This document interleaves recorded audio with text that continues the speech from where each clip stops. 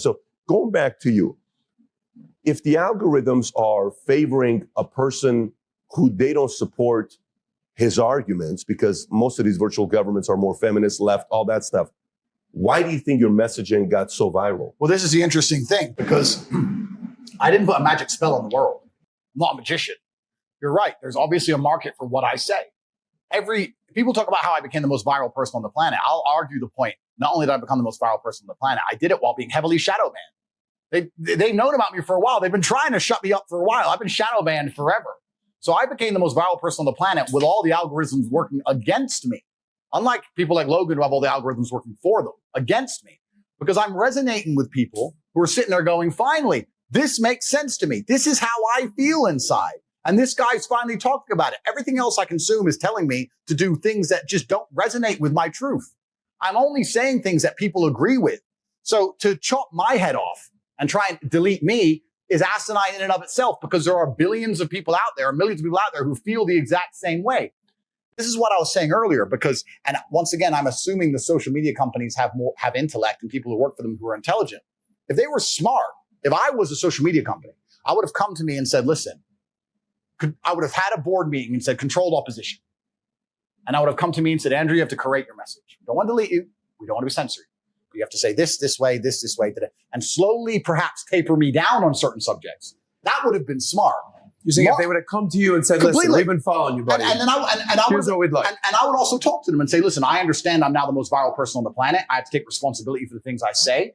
The way I say things for a video that gets 300 views is different than the way I say things for a video that gets 3 million views. I respect that. Let's have a conversation. I'm not a loose cannon. I'm a logical actor.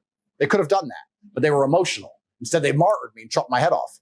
But that doesn't change anything, because there's millions and millions and millions of young men who think the same way I think.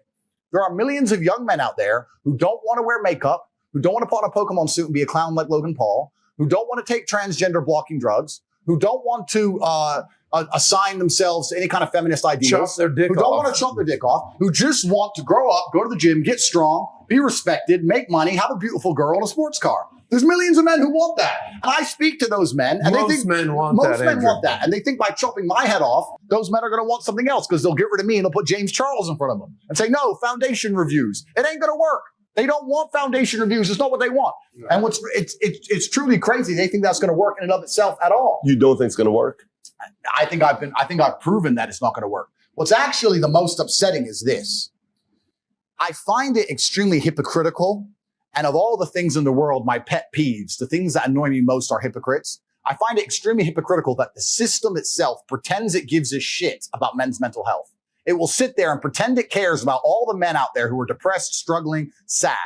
But when I come along and tell them the only way I've ever found personally to be happy and contented, because I can only talk my personal story, is to become a man of status, to become successful, to go through pain, to use my trauma, to use the bad things that happened to me, to galvanize myself against attacks from the Matrix, as I've just proven I can easily weather.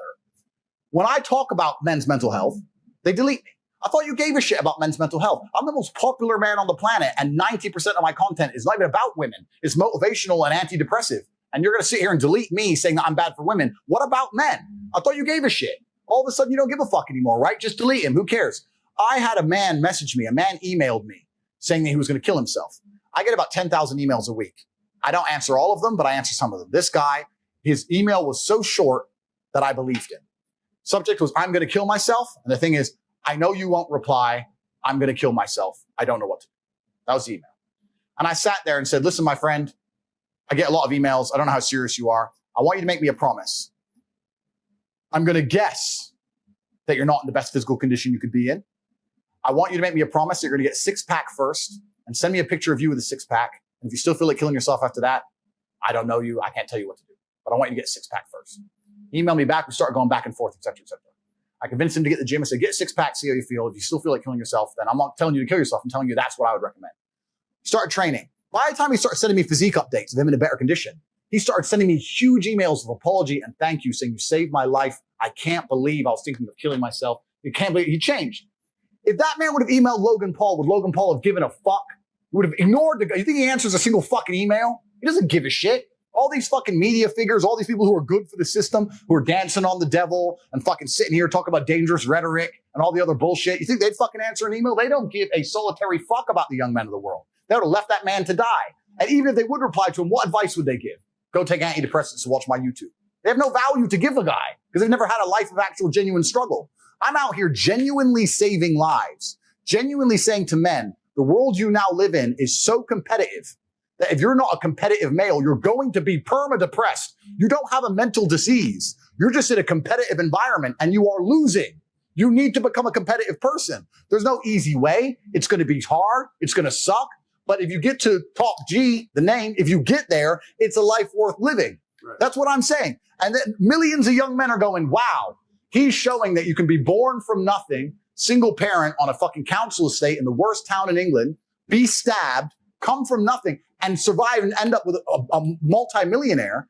Maybe I can do it if I work hard and I'm diligent and I try hard and I'm really giving hope to the world. And then they delete me. Then they put up a new thing about men's mental health saying which pill they should take. And then they put James Charles in front of them on the algorithm. This shit's evil. It's genuinely criminal. I am nothing but a positive force for the world. And this is what I was talking earlier about the hero's arc and the redemption, because I think that inside of human consciousness, people are very, very familiar with the idea of the arc of a villain turning into a hero. It's in the Bible. It's in every superhero movie. The guy starts off bad. He's crazy. He's too bad. We don't want him. He's a maverick. You can't control him, blah, blah, blah. But towards the end, you're like, where's Batman? Where's Batman at? And it's going to take a matter of time before people realize, you know what? Tate was actually a good force for the youth. Perhaps he needs to create his message. Perhaps he needs to take his newfound fame on board and change the way he says certain things. Agreed. I'm not infallible as an individual.